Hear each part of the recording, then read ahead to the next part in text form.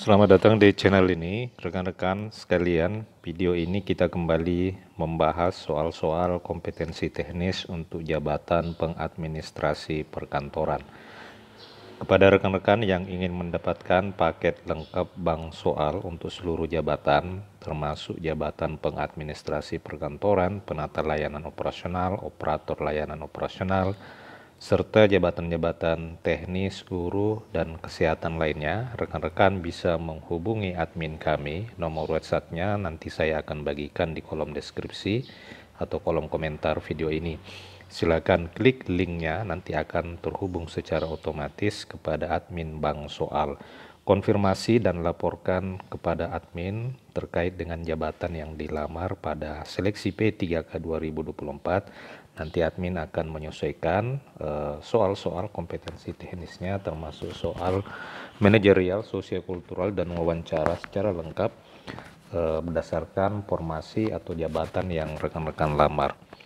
Nah, rekan-rekan sekalian, untuk video kali ini kita membahas soal-soal kompetensi teknis untuk jabatan pengadministrasi perkantoran. Kepada rekan-rekan yang ingin berpartisipasi dan latihan menjawab soal-soal kompetensi teknis, saya persilakan untuk menuliskan jawaban yang paling benar di kolom komentar video ini. Langsung saja kita ke pertanyaan selanjutnya.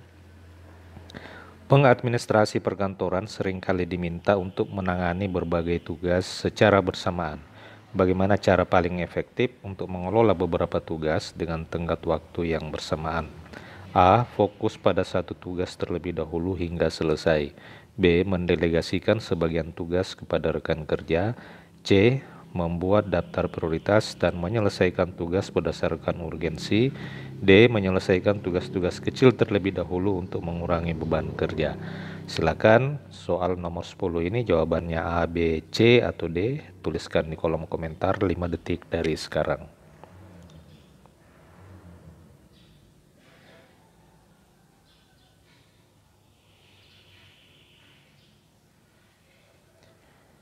Kita lihat jawabannya adalah C. Jadi membuat daftar prioritas dan menyelesaikan tugas berdasarkan urgensi itu akan membantu di dalam mengelola tugas-tugas yang bersamaan.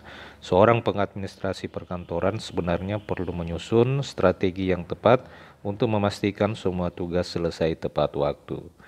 Itu soal nomor 10. Kita lanjut ke soal berikutnya, paket 3 untuk soal nomor 11.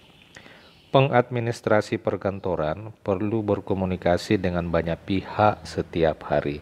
Jadi rekan-rekan, komunikasi organisasi ini merupakan materi yang ada di atau salah satu tugas pokok seorang pengadministrasi perkantoran.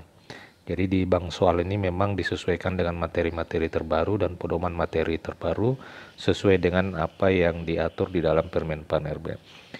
Saya ulangi lagi, pengadministrasi perkantoran perlu berkomunikasi dengan banyak pihak setiap hari. Komunikasi yang baik dapat membantu menjaga kelancaran kerja. Apa strategi yang paling efektif untuk memastikan komunikasi berjalan lancar? A. Menggunakan pesan singkat untuk semua bentuk komunikasi. B. Mengadakan rapat kerja setiap hari untuk memastikan semua pihak sepakat.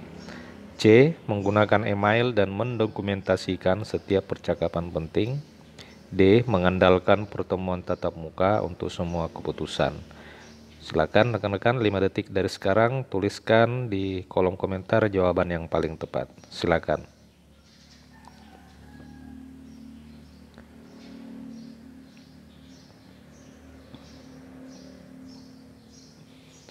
Oke, jawabannya adalah C. Jadi, menggunakan email dan mendokumentasikan setiap percakapan penting akan memberikan catatan tertulis yang bisa dirujuk di masa yang akan datang. Hal ini penting dalam menjaga transparansi dan akurasi dalam komunikasi organisasi. Kita lanjut ke soal berikutnya. Di dalam mengelola arsip, nah ini terkait dengan pengarsipan, jadi pengadministrasi perkantoran juga bertanggung jawab di dalam pengelolaan arsip kantor. Jadi materi pengarsipan soalnya seperti ini.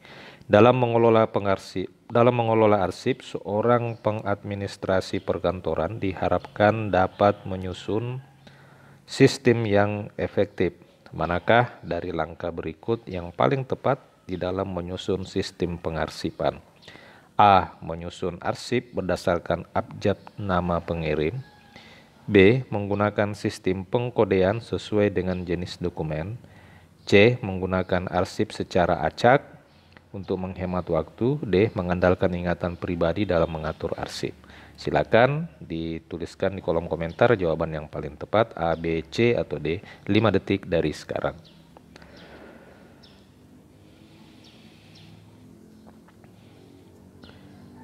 Jawabannya adalah B.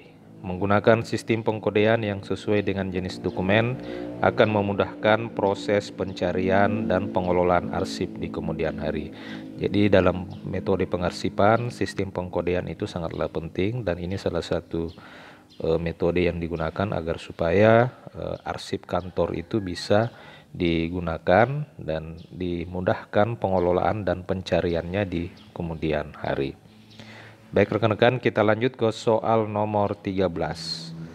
Tugas pengadministrasi perkantoran termasuk menyiapkan laporan keuangan bulanan. Nah, ini juga salah satu tugas dari seorang pengadministrasi perkantoran. Apa yang harus dilakukan untuk memastikan laporan tersebut akurat dan dapat dipertanggungjawabkan? A. Melakukan perhitungan secara manual. B. Menggunakan aplikasi keuangan dan memeriksa kembali hasilnya. C. Menyerahkan tugas kepada bagian keuangan sepenuhnya. D. Menggunakan data dari laporan keuangan sebelumnya tanpa perubahan. Tuliskan di kolom komentar jawaban yang paling tepat 5 detik dari sekarang.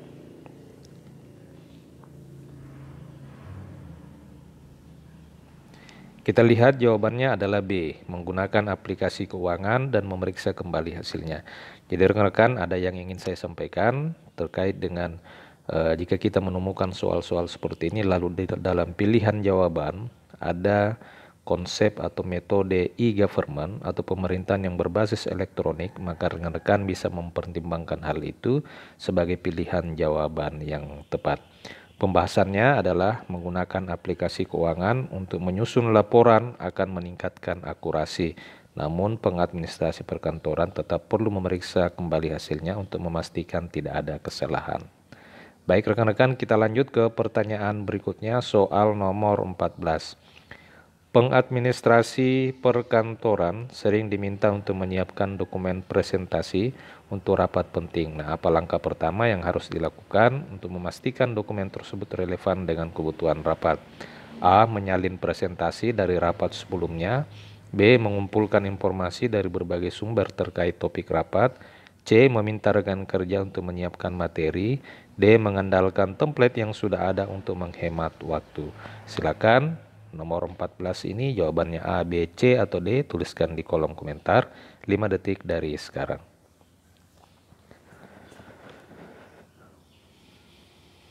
Baik, kita lihat jawabannya adalah B, yakni mengumpulkan informasi dari berbagai sumber terkait topik rapat akan memastikan bahwa dokumen presentasi relevan dan menunjukkan tujuan rapat.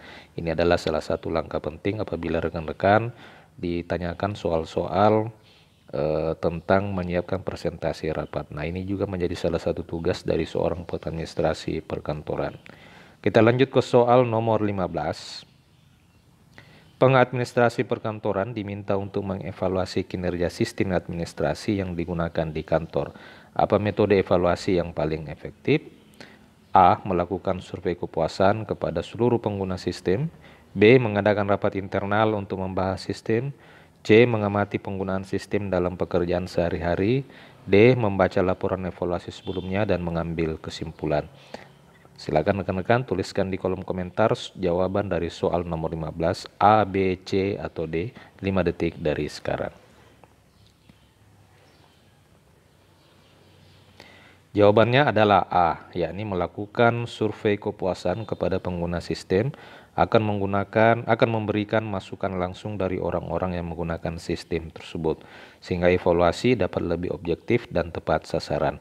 Rekan-rekan sekalian, survei kepuasan ini adalah salah satu hal penting di dalam pelayanan publik. Jadi rekan-rekan jika menemukan soal-soal seperti ini lalu di pilihan jawaban ada pelaksanaan survei, maka rekan-rekan bisa mempertimbangkan pilihan jawaban itu untuk menjawab pertanyaan. Akan tetapi tentu disesuaikan juga dengan apa kata kunci dari pertanyaannya.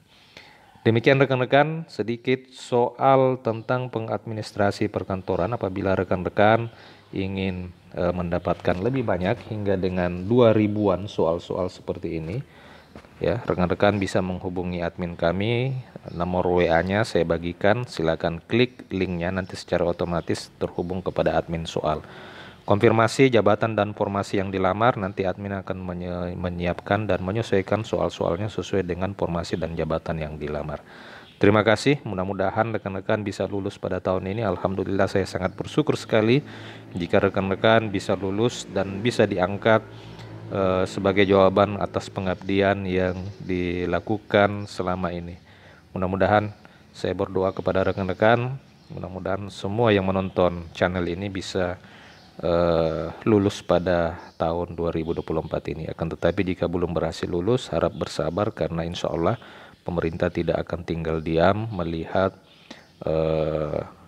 cucuran keringat rekan-rekan sekalian untuk bisa diangkat menjadi aparatur sipil negara. Amin amin ya rabbal alamin. Terima kasih, sampai jumpa di video berikutnya.